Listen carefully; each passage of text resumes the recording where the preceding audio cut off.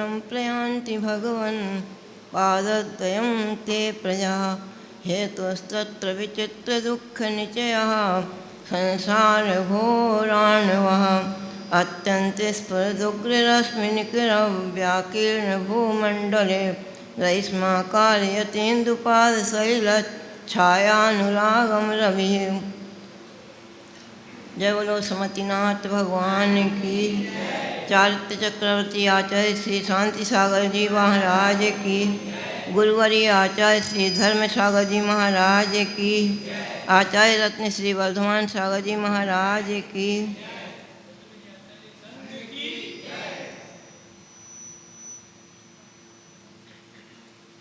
जिस प्रकार मेघ की गर्जना होते ही मयूर नाचने लगता है, उसी प्रकार से गुरुओं की वाणी सुनकर के भव्य जीवों का मन नाचने लगता है। आचार्य धर्मसागर महाराज का जीवन उनकी छोटी ही उम्र में 10-12 वर्ष की उम्र में माता पिता का वियोग हो गया था। उनकी चचेरी बहन दाखाबाई थी। नाम भी दाखाबाई था और गुण भी उनमें दाखाबाई जैसे। जिस प्रकार दाख मधुर होती है और निर्मल होती है, उसी प्रकार दाखाबाई भी मधुर थीं और निर्मल थीं।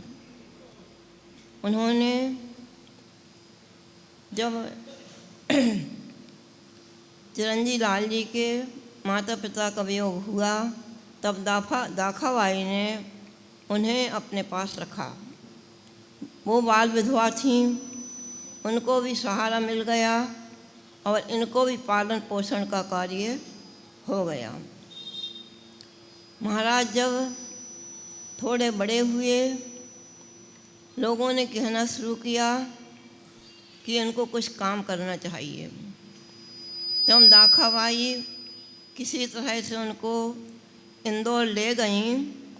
वहाँ पर जाकर के महाराज ने एक सेठ के यहाँ कपड़े का काम संभाला, किंतु वहाँ जो पानी भर के पीने के लिए रखा जाता था, उस पानी को महाराज नहीं पीते थे।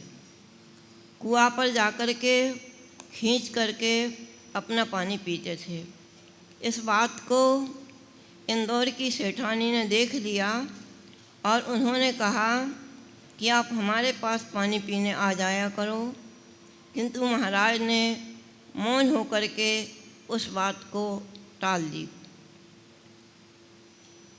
महाराज का जीवन इतना निष्प्रह जीवन था, क्योंकि हमको महाराज के साथ रहने का, उनका आचार्य पद से लेकर के अंतिम समय तक उनके पास रहने का सौभाग्य प्राप्त हुआ। जब आचार्य महाराज का स्वास्थ्य गिरने लग गया, उस समय वर्धमान सागर जी महाराज और वत्सलमती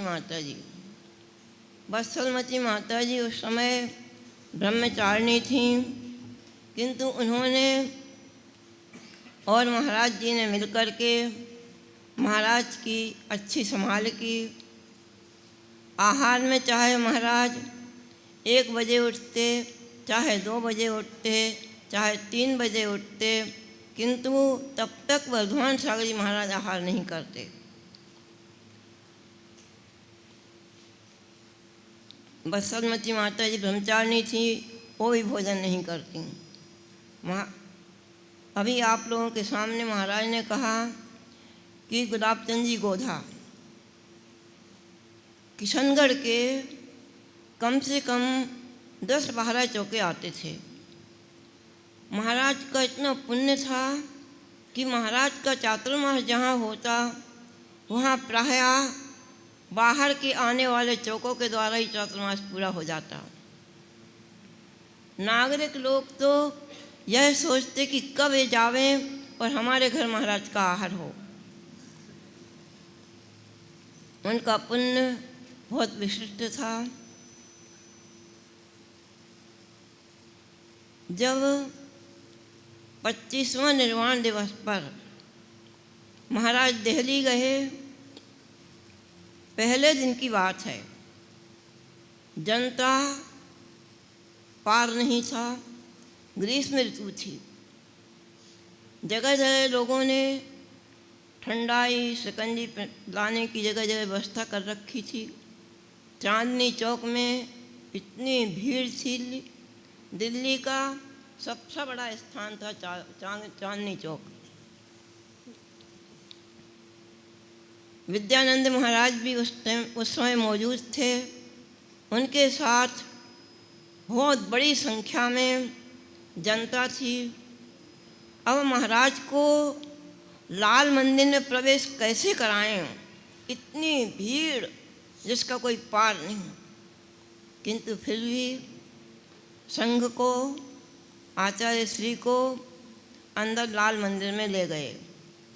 महाराज ने भगवान के दर्शन किए और बाहर आकर जमीन पर बैठ गए। वहाँ पर लोग महाराज को पाटा पर बिछाने के लिए यहाँ वहाँ देखते रह गए। महाराज बोले, स्थान बहुत अच्छा है, आप सब बैठ जाओ। महाराज जमीन पर बैठ गए और उस समय जो बड़े बड़े लोग थे वो महाराज को देखते के देखते रह गए। इतने बड़े महाराज वो जमीन पर आकर बैठ गए।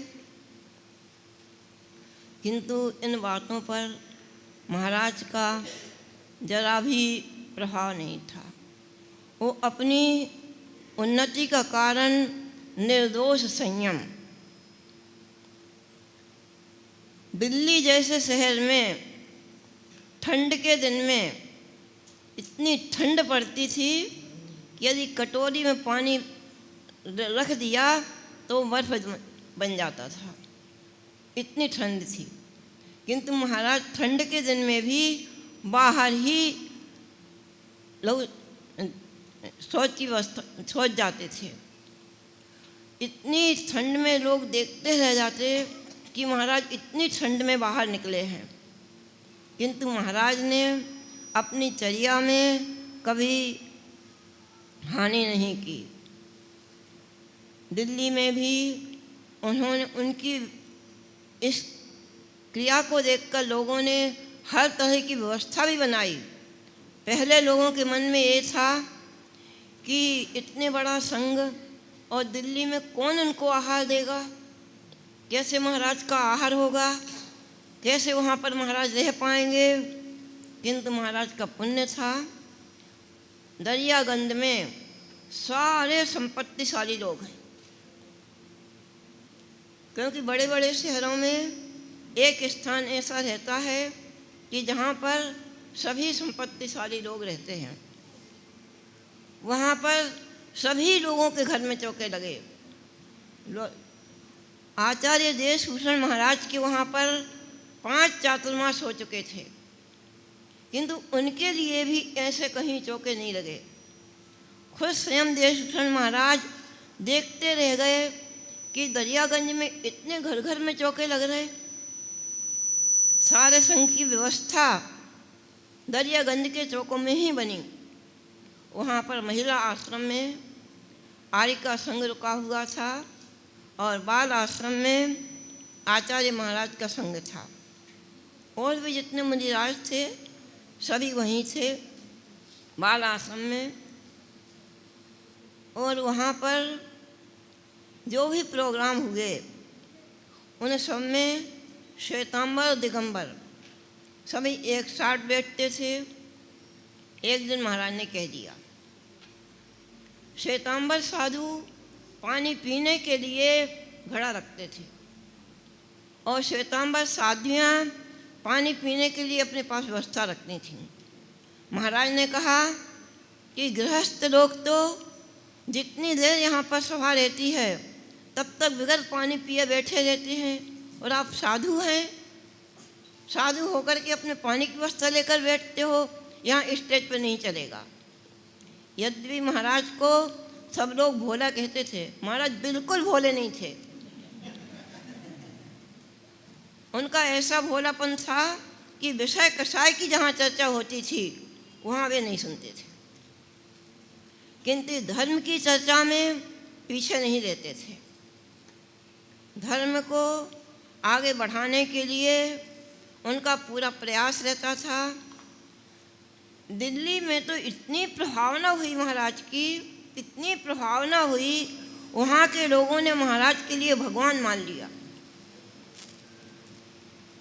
घर घर के लोग महाराज के लिए इतना विशेष मानते थे और उनके जीवन में उन लोगों ने आज तक दिल्ली के जो कुछ घर ऐसे हैं जो अभी भी आचार्य धर्मसागर महाराज को याद करते हैं। वहाँ के कितने दिन तक तो लोग यहाँ महाराज के पास भी, आचार्य वर्धमान सागर महाराज के पास तक चौका लेके आते रहे, किंतु अब उन लोगों के शरीर सबके वृद्ध हो चुके, आने में असमर्थ हो चुके, इससे उनका दिल्ली वालों का आना कम हो गया, अब नहीं आ पाते वो लोग। किंतु महाराज ने अपने जीवन में जिन धर्म की बहुत प्रभावना की और अपने जीवन को उन्होंने सफल बनाया। मैं यही चाहती हूँ कि हे गुरुदेव, आपने जिस प्रकार समाधि मरण किया, समाधि मरण की तो चर्चा ही क्या है। महाराज का मन जितना निष्प्रह था उतना भी उनका समाधि मरण निष्प्रहता के साथ ही हुआ। ना किसी को उनके साथ अधिक मेहनत करना पड़ी, ना किसी को उनके साथ जागना पड़ा, ना किसी को उनके साथ कुछ करना पड़ा। महाराज स्वयं जागृत थे, स्वयं ने ही अपनी संलेखना में सभी कुछ सावधान पूर्वक किया। एक बार महाराज का सिर दुख रहा था तो किसी व्यक्ति ने महाराज को बाम लगा दिया। उनके भक्त उम्मेद मल्ली सरावगी उन्होंने देख लिया। उन्होंने तत्काल जाकर महाराज के सिर का बाम पोंछा और लगाने वाले को डांटा कि जब महाराज ने अपने जीवन में किसी प्रकार की औषधि को काम में नहीं लिया, फिर तुमने इस समय महाराज को क्यों दवाई लगाई। महाराज तो सारे कष्ट सहन कर रहे थे, ये भी सहन करेंगे। और गुलाबचंद जी गोधा,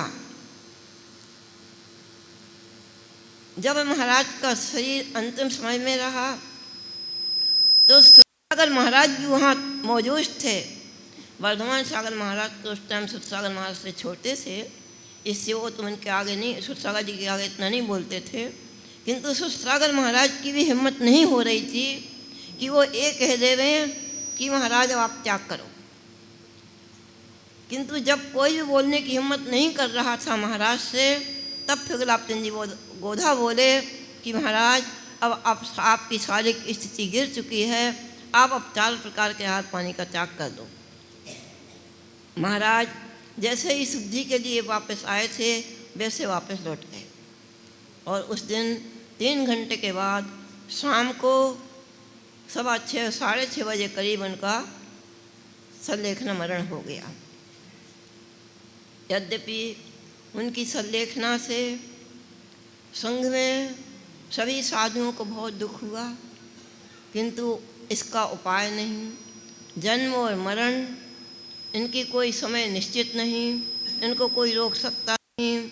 इसलिए आचार्य धर्मसागर महाराज का आज वैशाख सुबह 9वीं के दिन संध्या काल में समाधि मरण हो गया था। हमारे गुरु थे, आचार्य श्री गुरु के गुरु थे, इससे स्वाभाविक रूप से हम लोगों को दुख होना जरूरी था। बहुत दुखी हुए किंतु उपाय नहीं था।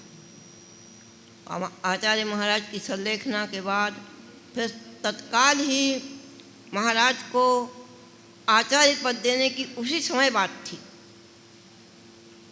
महाराज कहा करते थे वर्धमान के सिवाय कौन है, जो कुछ करेगा वर्धमान करेगा। इसलिए आज भी महाराज के पास उनके लिखे हुए गुटके, उनका लिखा हुआ ज्योतिष, उनकी लिखी हुई 2 कापियाँ थीं, वो भी आज भी महाराज के पास हैं। उन्होंने अपने जिस दिन उन्होंने इनको दीक्षा दी थी, इनका नाम यशवंत था। उसी दिन महाराज ने सोच लिया था कि इसके द्वारा जिन धर्म की बहुत प्रभावना होगी। जैसा इनका यशवंत नाम है, वैसा ही यश इनका सभी दिशाओं में फैलेगा। इसलिए उन्होंने इनको दीक्षा दी और दीक्षा दे करके महाराज इनको देख करके इतने प्रसन्न होते थे। जब महाराज इनको नमस्कार करने आते, आचार्य भक्ति बोलते, तो महाराज इनका चेहरा देखते और बहुत खुश होते। जब महाराज को आचार्य यशवंत की दीक्षा हो गई, नाम ने वर्धमान सागर रखा। महाराज ने वर्धमान सागर नाम भी इसीलिए रखा था कि वृद्धिंग धातु बढ़ने अर्थ में है। वृद्धिंग धातु से वर्धमान शब्द बना है, इसलिए ये निरंतर बढ़ते जाएंगे, इसलिए इनका नाम उनने वर्धमान सागर रखा। उस दिन 11 दीक्षाएँ हुई थीं। उन 11 दीक्षाओं में 18 साल 19 साल की उम्र वाले साधु ये थे। इनकी दीक्षा हुई। दीक्षा के बाद संघ महावीर से विहार करके जयपुर आया। वहाँ बड़ी भारी घटना घटी। महाराज की आंखें चली गईं। महाराज दोपहर में 3 बजे जंगल गए, बाहर गए शौच क्रिया के लिए। वहाँ से 15-20 मिनट तक वापस नहीं आए। तो अभिनंदन सागर महाराज, शंभो सागर महाराज बोले कि वर्धमान सागर जी 5 मिनट में वापस आ जाते हैं, आज कारण क्या है, क्यों नहीं आए? जाके देखा